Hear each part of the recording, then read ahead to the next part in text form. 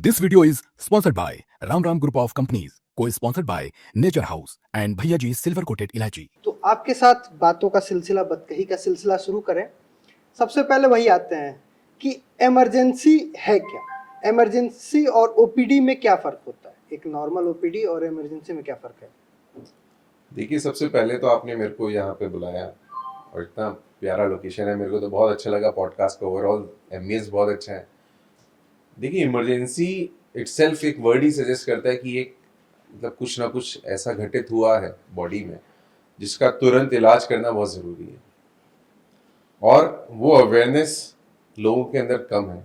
शायद इसीलिए हम चर्चा भी कर रहे हैं कि इमरजेंसी के बारे में बताएं। तो इमरजेंसी कोई भी मेडिकल और सर्जिकल इमरजेंसी हो सकती है, चाहे वो हार्ट अटैक हो, चाहे वो स्ट्रोक हो, चाहे ट्रॉमा हो। कोई ज़रूरी नहीं कि मेजर इमरजेंसी हो। अगर पेट में दर्द बहुत सीवियर हो रहा है, ओरल मेडिकेशन से भी ठीक नहीं हो रहा, तो भी वो इमरजेंसी है। अगर डॉग ने काटा है तो भी इमरजेंसी, सांप ने काटा तो भी इमरजेंसी, अगर आप जल गए तो भी इमरजेंसी है। क्योंकि वो ओपीडी में वो वेट नहीं कर सकती है। अगर कोई चोट लग गई है, उससे बहुत ज़्यादा ब्लीडिंग हो रही है, तो ये भी एक इमरजेंसी है। तो उसमें बड़ा इंपॉर्टेंट है टाइमली इलाज करना। इमरजेंसी में तुरंत इलाज होना बहुत ज़रूरी है। और प्रॉब्लम तब आती है जब हम इमरजेंसी को इमरजेंसी नहीं मानते हैं और उसको डिले करते हैं, या ओपीडी में जाके उसका इलाज कराने की कोशिश करते हैं। एट दी एंड उसको आना पड़ता है इमरजेंसी में ही है, बट लेकिन 12 घंटे, 24 घंटे या 2 दिन या 3 दिन बाद जब आता है तो बीमारी बढ़ चुकी हुई होती है। तो इसलिए तो इमरजेंसी ज़रूरी है। इमरजेंसी में ऐसा क्या है कि जैसा भी कई बार ऐसा होता है कि इंसान को जब बीमारी दिखती है तो लगता है कि अब मामला गंभीर है और चलते हैं इमरजेंसी में और उसका इलाज कराते हैं, जैसे कुत्ते ने काट लिया या फिर हार्ट अटैक कुछ भी। लेकिन कई बार ऐसा होता है कि रैसेस भी दिख जाता है और इंसान को लगता है कि अरे ये तो अभी मुझे अभी हुआ है। तो क्या इमरजेंसी कैटेगरी में आएगा? देखिए, अगर रैशेज है, प्लेन रैशेज है, अगर लेकिन पूरी बॉडी में रैशेज हैं तो ये एक इमरजेंसी है। अच्छा। लेकिन अगर एक साइड, एक पर्टिकुलर पार्ट में रैशेज आ रहे हैं, हाँ, तो आप ओपीडी में दिखा सकते हैं। बट लेकिन अगर पूरी बॉडी में रैशेज हैं, उसमें खुजली हो रही है और धीरे धीरे वो आपको खाना खाने में, निगलने में भी दिक्कत हो रही है, तो ये सब इमरजेंसी के साइन सिम्टम्स हैं। इसे एलर्जी कहते हैं, एनाफिलैक्सिस में कन्वर्ट हो सकता है। अब इमरजेंसी की कुछ बीमारियों पे हम आराम से बात करते हैं। सबसे पहले जो आजकल जो सबसे ज़्यादा डरावनी है, हार्ट अटैक है। 7 साल के बच्चों को भी हो रहा है और 70 साल के बुजुर्ग को भी नहीं हो रहा है। तो घबराहट और हार्ट अटैक में फ़र्क कैसे पहचानें, और कब ऐसा वक्त है कि तुरंत पहले इमरजेंसी पहुंचे? देखिए, रीज़न क्यों हो रहा है ये जानना बहुत ज़रूरी है। और आजकल रील्स, वीडियोस, अवेयरनेस इतना बढ़ गया है, लोग सबके हाथ में मोबाइल है और वो वीडियोस देखते हैं कि चलते चलते आदमी कोलैप्स हो गया, गिर गया।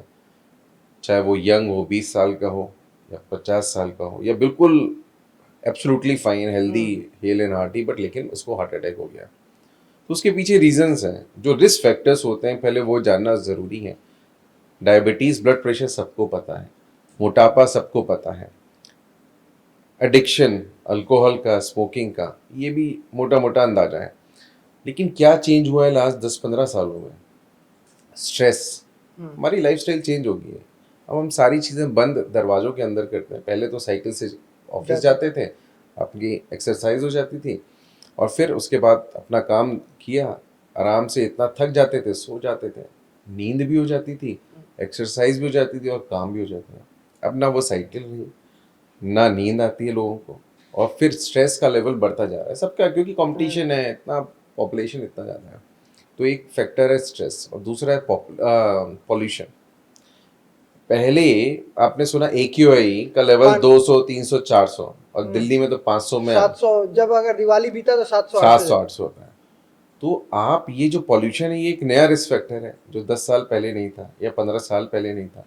तो ये स्ट्रेस एंड पॉल्यूशन दो बहुत ऐसी चीज़ें हैं। और तीसरा डेफिनेटली मोबाइल आने से हमारी लाइफस्टाइल, क्या रेडिएशन का इफेक्ट है अभी हमें नहीं पता है, लॉन्ग टर्म पे अभी धीरे धीरे अब असर दिखाई देगा, चाहे वो लैपटॉप का है, चाहे मोबाइल का हो। तो ये जो रिस्क फैक्टर्स हैं 2-3 नए बढ़ गए हैं उसकी वजह से। और तीसरा बहुत इम्पॉर्टेंट है अडल्ट्रेशन, मिलावट। हर चीज़ में मिलावट, कोई चीज़ नहीं, दूध नकली, दही सब, हाँ, दही नकली, दूध से रिलेटेड सब, जो हरी सब्जियां खा रहे हैं उसमें भी पेस्टिसाइड है।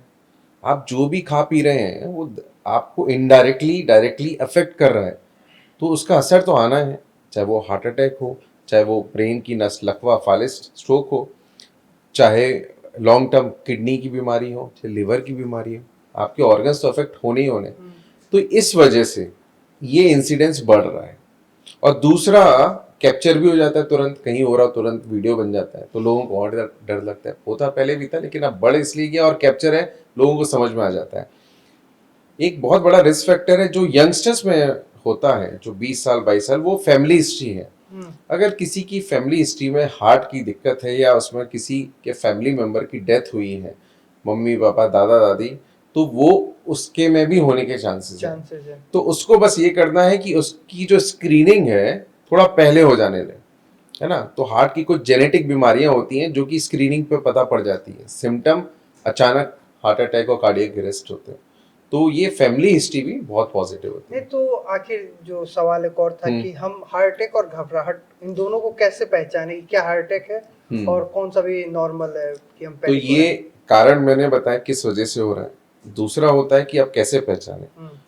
तो अगर आप डायबिटिक, ब्लड प्रेशर, ये सारी बीमारियां रिस्क फैक्टर्स हैं आपके अंदर, और फिर उसके साथ साथ आपको सीने में भारीपन फील होता है, या आपको शरीर में सीने में जकड़न फील होती है, जैसे लगता है पत्थर रख दिया, या लेफ्ट साइड में आपके आर्म में पेन हो रहा है, गर्दन में, आपकी जबड़े में दर्द होता है, या आप काम करते हैं, सीढ़ी चलते हैं तो सांस फूलती है, या आपको सीने में भारीपन फील होता है, ये सारी चीजें बताती हैं कि अंडरलाइंग हार्ट में कोई ना कोई प्रॉब्लम है। मतलब हार्ट में कुछ ना कुछ दिक्कत है। जब हम इसको इग्नोर करते हैं तो ये बड़ा मैसिव हार्ट अटैक में कन्वर्ट हो जाता है। तो या तो आदमी कोलैप्स कर जाएगा, या जब हॉस्पिटल पहुंच जाएगा तो बहुत सीने में दर्द पकड़े, वो तो सबको समझ में आ ही जाएगा कि इमरजेंसी है। लेकिन ये पहले वाले साइन जो रेड फ्लैग साइंस मैंने आपको बताए उससे। और घबराहट तो किसी को भी होती है भाई, किसी को कोई अचानक न्यूज सुनाई दी, वो डर गया, घबरा गया, उसमें कुछ गलत नहीं है। लेकिन अगर आपको ये रिस्क फैक्टर्स हैं और आपको घबराहट हो रही है, पसीना आने लग गया, और आप डायबिटिक हैं, ब्लड प्रेशर है, ओबेसिटी है, स्मोकिंग करते हैं, और फैमिली हिस्ट्री पॉजिटिव है, और स्ट्रेस पॉल्यूशन तो खैर सबके साथ रहता है, तो फिर आपको ये एक साइन होता है हार्ट अटैक का या एमआई का, मायोकार्डियल इंफार्क्शन का।